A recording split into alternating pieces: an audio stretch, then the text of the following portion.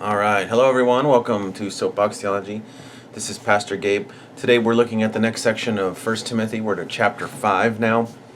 This is actually an interesting section because it's very contextual to the first century and what was going on in their church at that time.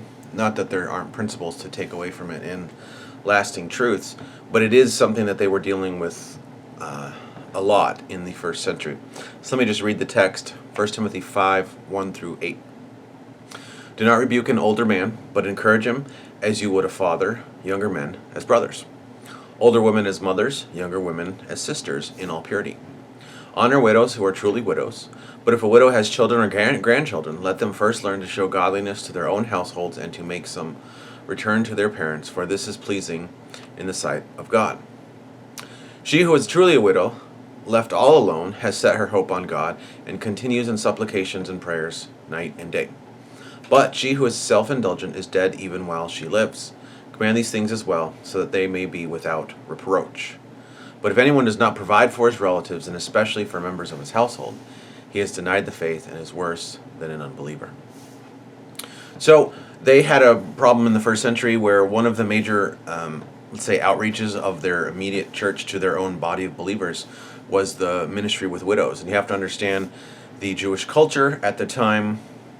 This is why so many in our time think that the Word of God sounds chauvinistic, because it deals primarily in terms of the man and the father and the brother and inheritance passing along those lines, and which was true. And so if there very well could be a widow who didn't have anyone left, and that's why this is calling to make distinctions. So to understand the context, there was the situation where there would be women left without anybody in their families to take care of them. And so who's going to take care of them? Naturally, that's going to fall upon the church. So that's kind of the context to understand this in. But let's look at the first verse. Remember, Timothy is a young pastor. So that's part of why these reminders are this way. Do not rebuke an older man, but encourage him as you would a father, younger men as brothers. So again, it's speaking into Timothy, acknowledging that he is a young man. He is a young teacher, and so he's supposed to take that into account, because part of what Christianity teaches us is to honor the old, the elderly, those among us who are older, who have wisdom to care for our parents. And this actually revolutionized the world. For large parts of times, old people, unfortunately, kind of as we're coming back to our day, they're not valued, they're not cared for, they're not viewed as a library of wisdom, a library of experience, and they can be cast aside. But the Christian model was always to respect your elders, to honor them. And so this is a reminder to Timothy that even though he's the pastor and he's the leader of this congregation, he has to encourage them as a father. He can't just say, "Well, I'm the pastor, do what I say." I mean, that's never appropriate with a pastor. But he has to remember, and he has to take into extra consideration his own age when encouraging older men. And the same thing as younger men as brothers. As someone who's understanding he's going through the journey with them. He's not someone who's arrived and better than everyone. He has to understand and remember that he's going through the process of sanctification as well. Again, older women as mothers, younger women as sisters, and it reminds of impurity. Why? Because he was a young guy. There's temptation when you're young. There's different not that they're not there when you're old, but there's different challenges that you are going through in life when you have young women and young men together. They're at the age where they're looking to marry, they're looking to find a spouse, and so it is appropriate for the minister to be on guard for such things. Not that there's anything wrong with the women, it's just he has to check his own heart when he's doing that sort of thing. Verse 3, honor widows who are truly widows. Okay, this is getting into the context of what I mentioned before. Not simply if she has a husband who has died, obviously she's a widow, but the question then develops is, does she have children? Does she have grandchildren? It says, let them first learn to show godliness to their own household and to make some return to their parents, for this is pleasing in the sight of the God. So what it's saying is, if this widow has children or grandchildren, they need to be looking after her. They need to be demonstrating that godliness to her in her own household. And it says to make some return to their parents. They need to be taking care of their own. This should be the natural way. This should be the natural way of things. And we'll see this at the end of this section. But this is the natural way that things are supposed to happen. We are supposed to be taking care of our parents as they get older. We're not supposed to just ignore them. We're not supposed to just let them kind of fall to their own. And so, verse 5, it's saying, make sure that she doesn't have family available before the church jumps in and fixes all the problem. Verse 5, she who is truly a widow, okay, left all alone, has set her hope on God and continues in supplications and prayer night by night. So if she does truly not have anyone, then she's going to be giving herself to prayer, or she should be giving herself to prayer. But she who is self-indulgent is dead even while she lives. So if there's a widow who perhaps doesn't need all of this sort of thing, doesn't need the help, she is truly alone, but she's just using her resources and whatever she has for herself, then she's not going to be one of these women who's setting their hopes on God. Again, we have to understand the context. They were really dealing with these challenges. 7, command these things as well, so that they may be without reproach. So Timothy is supposed to be teaching these things. He's supposed to teach the body of believers. In fact, this is something that carries forward. We need to be teaching, take care of your parents. Take care of your family.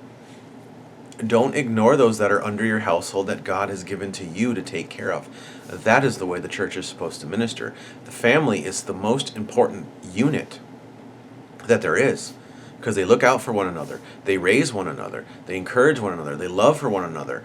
They're there for one another when perhaps others aren't.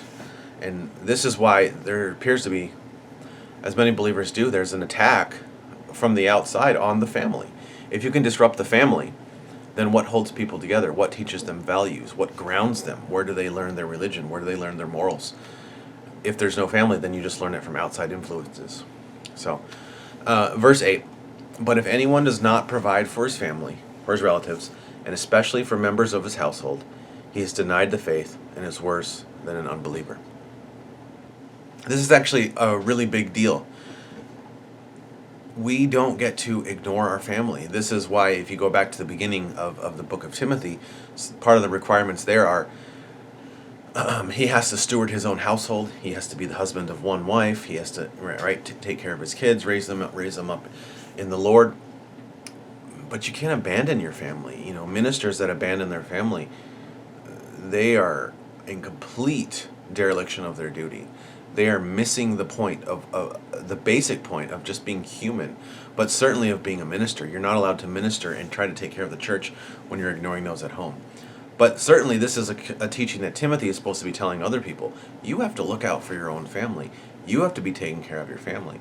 You're not supposed to be leaving your family destitute and ignored so that they become a burden on the church. And this is what he's getting at. If you have other family, they should be taking care of you. That's the way the Lord has set this up. That's the point of family, is to have those natural connections, those natural ties that bind, where we want to minister and care for one another. We're not supposed to just be ignoring, and it says especially the people in your household. You know, maybe it's understandable if your relatives have moved to the other side of the world. Wasn't the reality here. But if they're in if they're married off, they're under someone else's care, in a different city, fine. But you have to be totally focused on the people that are in your household, taking care of them, making sure you're ministering and caring for them. And this is actually important to note, because earlier in the Gospels, Jesus even admits that having faith might disentangle and disrupt the family. He said he came to the earth not to bring peace but a sword, pitting father against mother, right? Son against daughter, son against father, mother against daughter. It possibly could disrupt the family, and so that's certainly something to consider in this situation. But if it's not, then they really need to be caring for the members of their household. And in fact, if that other thing has occurred where your family has been disrupted, this might be a way to help repair it. Is, even though you're rejecting me as a believer, I'm still going to take up my responsibility and to care for you and possibly minister and show them Christ. So this is a very down-to-earth, very practical text that they were perhaps dealing with. And I know that certainly everyone in the church deals with this at different times. There always comes a point where you have to turn around and care for your parents or your grandparents, and that is not something that the people of God get to ignore. The people of God don't get to brush that off. If you put your parents in a home, make sure it's a good home that's taking care of them. But the fact of the matter is, it's on you to make sure that they're getting taken care of. They shouldn't be out of sight and out of mind. And this is just really important. One of the 10 Commandments is honor your father and your mother. And so, this says if you're doing this, okay, if you're going to church and you're worshiping God and you're living amongst other believers, but you're not providing for your family, if you're a deadbeat father, right? Sitting on the couch, you don't have a job, you won't get a job, refusing to get yourself out of your parents' house, or if you have your family with you and you're not taking care of business, you're not earning, it says you are worse than an unbeliever and you've denied the faith. So there's a disconnect going on. If you don't understand you're supposed to be the provider, the breadwinner, if we think about it in those terms, then you have denied the faith. You don't understand what the faith is. You don't understand what you're supposed to be doing. So this is not a small matter, and this is something that we all need to consider. Take care of your family. Watch over them.